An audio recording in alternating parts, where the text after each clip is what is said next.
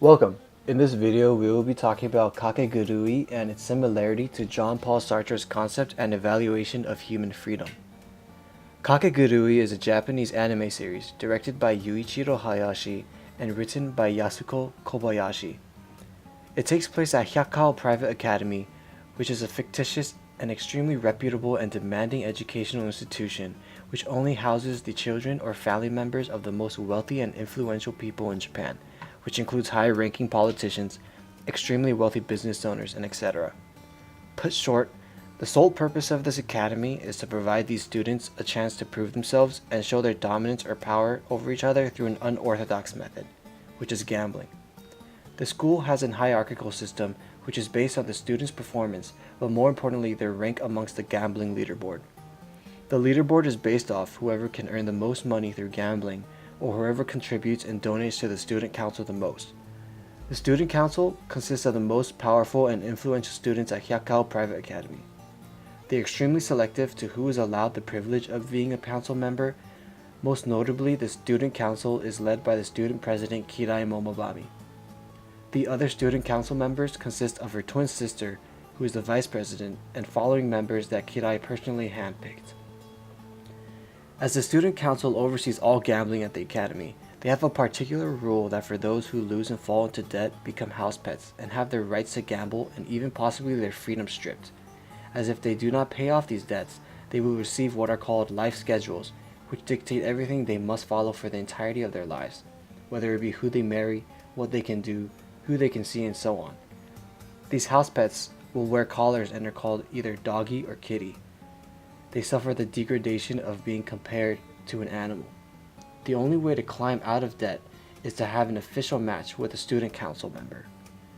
However, as you can guess, the probability of winning against a council member is slim to none. In essence, becoming a house pet is almost as comparable as a death sentence.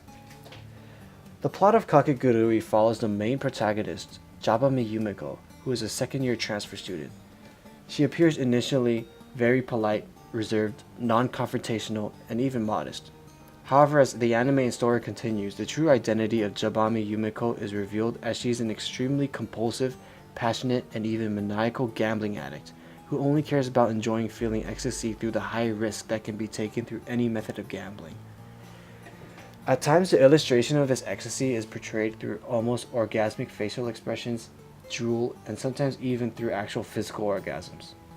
Throughout the 12 episodes, we are brought along her gambling games with students, student council members, and eventually the student council president Kirai Momobami. As there is a second season, there's no clear-cut ending or conclusion yet. In this first season so far, I will be talking about the games that we see Jabami Yumiko play and the relationship she builds with her friends and opponents. That's the general premise of Kakegurui that we have seen so far. Now, let's talk about Jean-Paul Sartre. Jean-Paul Sartre is a French philosopher who really popularized the concept of existentialism. In many discussions about it and its relationship to humanism, he touches upon this idea of human freedom. According to Sartre, freedom is not the freedom to simply do something. If you simply believe you are free because you believe you have agency over your choices, you are surely mistaken.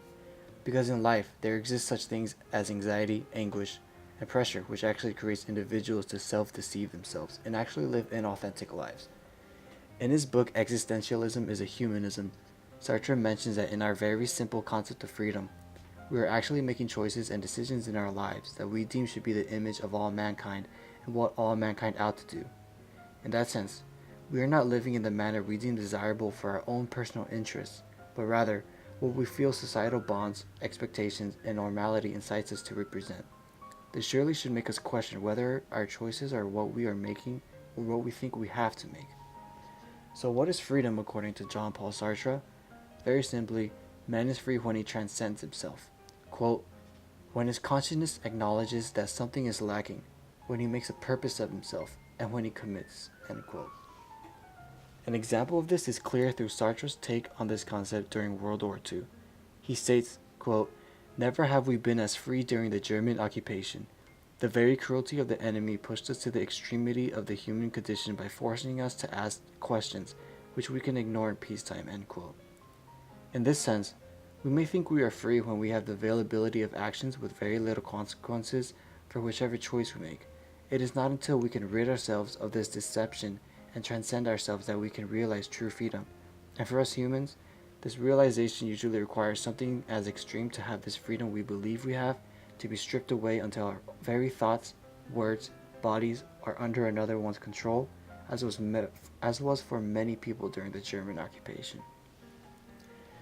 Ironically, it is not until we are stripped of freedom are we free. A prisoner is free because he controls his reaction to imprisonment. He can choose how to react to imprisonment. He may resist or become a slave to the occupational change.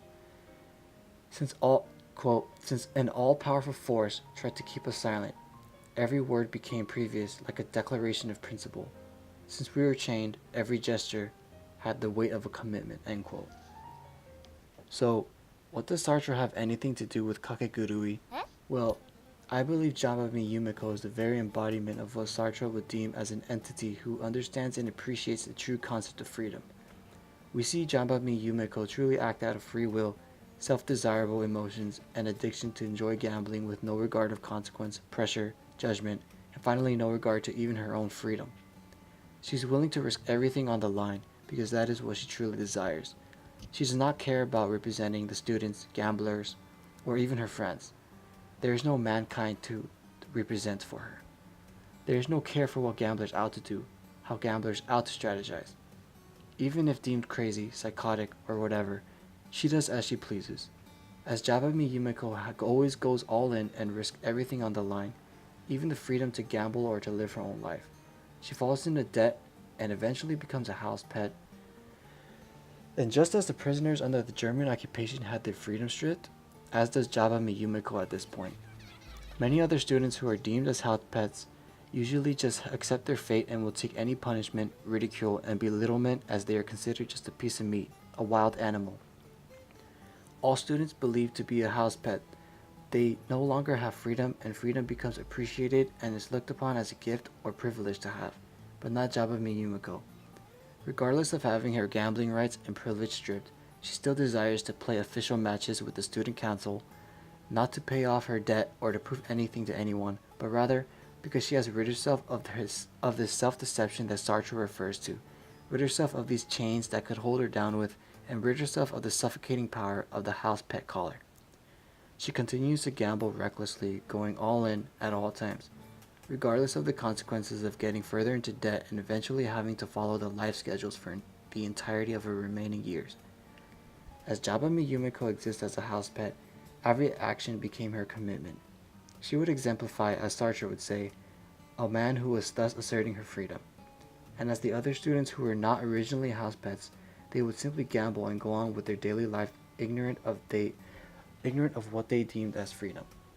Not until were they stripped of their rights and privileges were they able to see what it means to be a free entity in its true sense. An example of these students is Mary Saotome. Mary was one of the students Jabami Yumiko initially beat, which resulted in Mary becoming a house pet. Just as the others, Mary accepted her fate and believed since her freedom was taken away, she had nothing and was just a mere pet. Not until watching Yumiko was she finally able to transcend herself and realize her consciousness was lacking. She now had the freedom as a house pet to finally be free to make choices with no regard to any consequence and would not risk anything against the student councils, just as Yumiko has always done. As she was no longer under this illusory freedom, she came to realize what being a true human was.